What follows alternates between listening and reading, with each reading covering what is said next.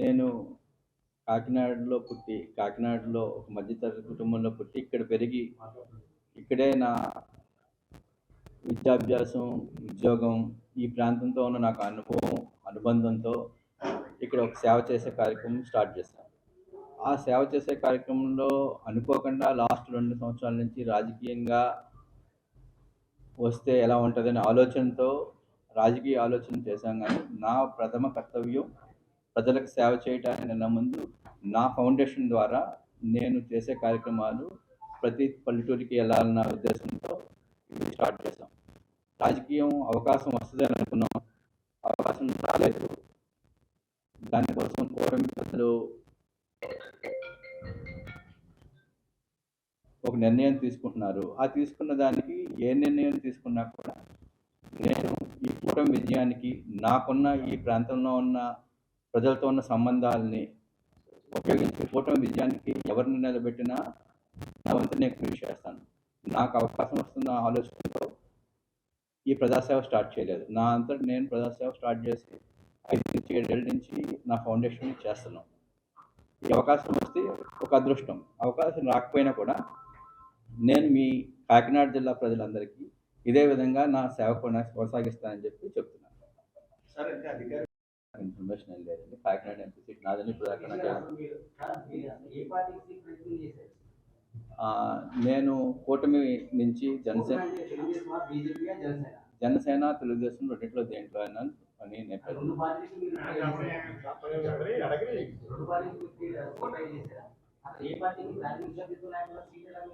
అది వాళ్ళ ప్రాథమిక సభ్యత్వం లేకుండా సీటు అడిగేవాళ్ళు చాలా మంది ఉన్నారు.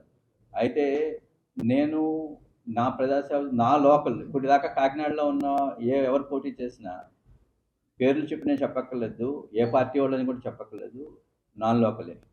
ఒకప్పుడు పల్లంరాజు గారు లోకల్ అయి ఉండొచ్చు, తర్వాత ఎవరు పోటీ చేసినా నాన్ లోకలే. నాకేంటంటే నాకు ఈ ప్రాంతంతో అనుబంధం ఉంది కాబట్టి నాకు అవకాశం వస్తుందని చెప్పేసి నేను అనుకున్నాను. వాళ్ళ పార్టీ వాళ్ళు కూడా నా సేవలు ఉపయోగించుకున్నారు. అవకాశం రాలేదు, వస్తే ఇప్పటికైనా చేస్తాం. లేని పక్షంలో కూటమికి జగన్మోహన్ రెడ్డిని ఓడించడానికి కూటమి ఏం చేస్తుందో దానికి అందరికీ నేను నిలబడి ఉంటాను. పార్టీలో కీలకంగా వ్యవహరించలేని ఏ పార్టీ సభ్యత్వం లేదు, కానీ అందరూ నా స్నేహితులు. నాకు జనసేనలోనూ మంచి స్నేహితులు ఉన్నారు, తెలుగుదేశంలోనూ స్నేహితులు ఉన్నారు. వాళ్ళు వచ్చినప్పుడు, కాకినాడ వచ్చినప్పుడు నా సాయం తీసుకుని ముందుకెళ్ళారు తప్ప నేను వెళ్ళి ఏ పార్టీలోనూ తిరిగి నేను ఆ జెండా పెట్టిన చేయలేదు. 2 పార్టీలో నాకు మంచి స్నేహితులు ఉన్నారు. ఎప్పుడు వచ్చినా కూడా సతీష్ గారు చేస్తున్నామంటే అందరికీ కూడా నేను నా వర్క్ సాయం నేను చేశాను. అంతే తప్ప ఆ పార్టీలో ఉండి ఈ పార్టీ టికెట్ ట్రై చేసినా, ఈ పార్టీలో ఉండి ఈ పార్టీ టికెట్ ట్రై చేసినా టోటలీ తప్పు. నేను న్యూట్రల్ పర్సన్ని, కామన్ పర్సన్ని అందరికీ అని నేను అనుకున్నాను. నేను అనుకోవటమైనా తప్పే ఉండొచ్చు, లేకపోతే వాళ్ళ తప్పే ఉండొచ్చు. కాకినాడకి నాకు రాజకీయాలు సెకండరీ.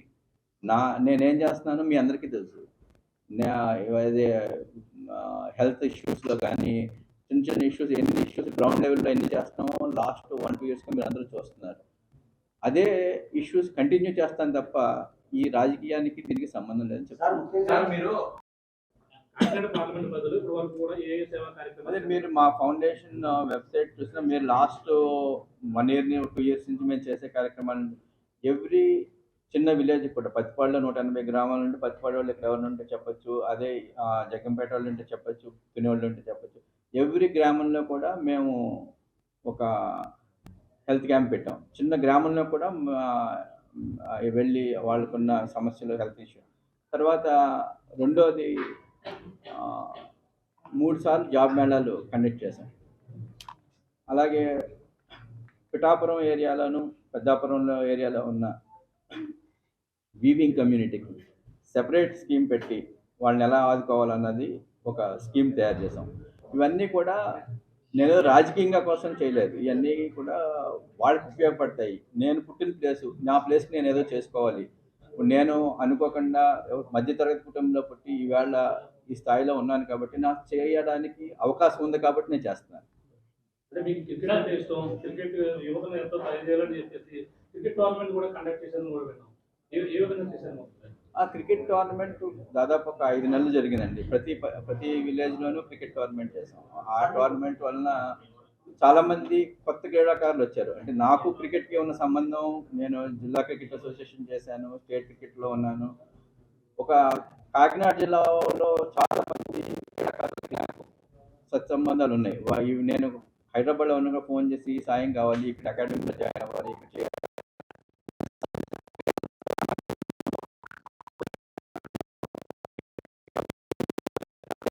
అంతా చేసాం. దాదాపు 500 మ్యాచెస్ చేసాం. చాలా బాగా జరిగింది టోర్నమెంట్.